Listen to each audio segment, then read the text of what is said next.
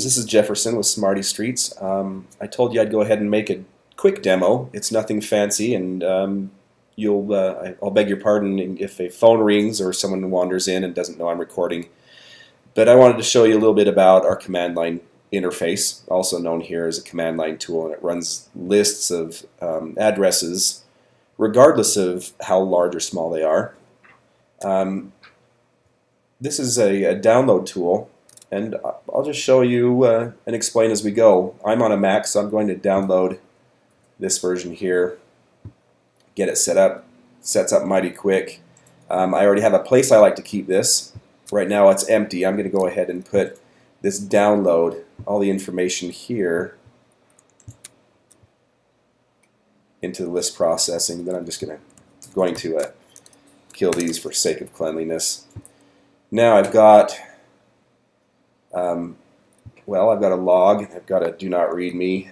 Those don't have to be there for the demo. They'll show up later on. I've got a sample output so you can see right ahead of time how it shows up, how the output comes. But that's going to show up again after I've run this. So all I need here is my sample input file. As far as this goes, installation, the download and installation you saw was really quite easy. Here's some information that explains some of those files I just deleted. Let's go ahead and get started. What I want to do, and one really nice thing about running on a Mac, is I can go right to this list processing, and instead of having to go through my directory and navigate to this particular place, I can go to new terminal folder. Now I'm at a command line prompt, a DOS prompt, if you will, for Windows, but and you can navigate there. I'm sure you know quite just how to do that anyway. So I'm going to make sure things are running. I'm going to just type in this prompt here, or this command here.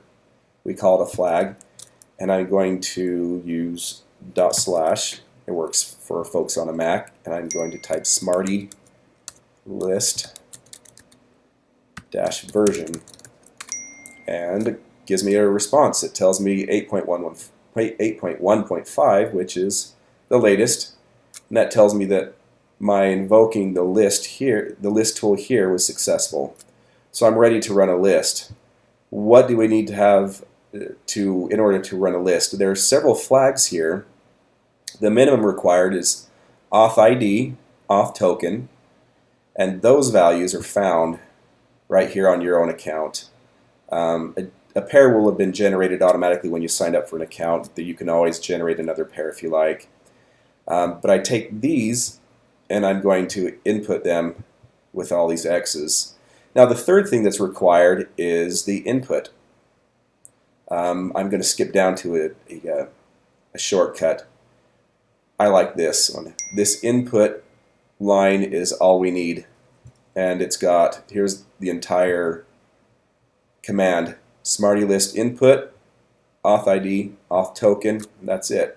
Now, because it's a pain in the neck to edit text within here, I've gone ahead and just pasted it here, and I've already populated my auth ID and auth token. So as far as things go, this command is all ready. I'm going to go ahead and highlight it, copy it, and I'm going to paste it back in my command line. It's ready to go. Now, this tells us which version, your input, output, some information about your list. The sample list has business, address, city, state, and the Smarty list went ahead and mapped it automatically to addressee, street, city, state, zip. That looks really good. It tells me I've got 500 addresses in this list. Does everything appear to be in order? Yep. I'm going to put a Y there and hit enter, and it's done. 500 addresses is just a piece of cake. And what happens when we go back to the list here, now it's gone ahead and, yep, 2:55, there we go, there's the current time. It went ahead and gave me an output file as well as a log. If something were to go amiss, we could look at the log file and help quickly find out just what went wrong. Let me open the output so you can see just what's here. There we go. Everything looks like it is lined up just fine. Let me go ahead and open this up, and I'm going to drag it here so we can see it. Here's input. Addresses, city, this is stuff that you've input, and here with the square brackets is the output, the beginning of our output. It gives you a sequence number. We just number it for fun. Hopefully that's helpful. Match mailable, that means there was a match and we say it's mailable. This one says inactive, means that the address matches, but it's, as far as the delivery point goes, we have it marked inactive. I wouldn't mail there. You may also see no match, means there was no match at all. The last one you can see is match vacant, which again, USPS knows that there's an address there, but they have it marked as vacant. They understand that no one lives there. Scrolling over, let me do it this way so it's a little bit easier to see. You have the addressee, which is a repetition of what you've given us in most cases. And you've got the different address. You've got the delivery line 1, city, state, 9-digit zip, and a whole bunch of other stuff regarding this address.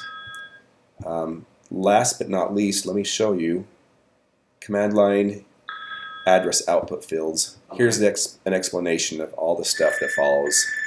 Hopefully that's helpful. If you have questions, let me know. Thanks.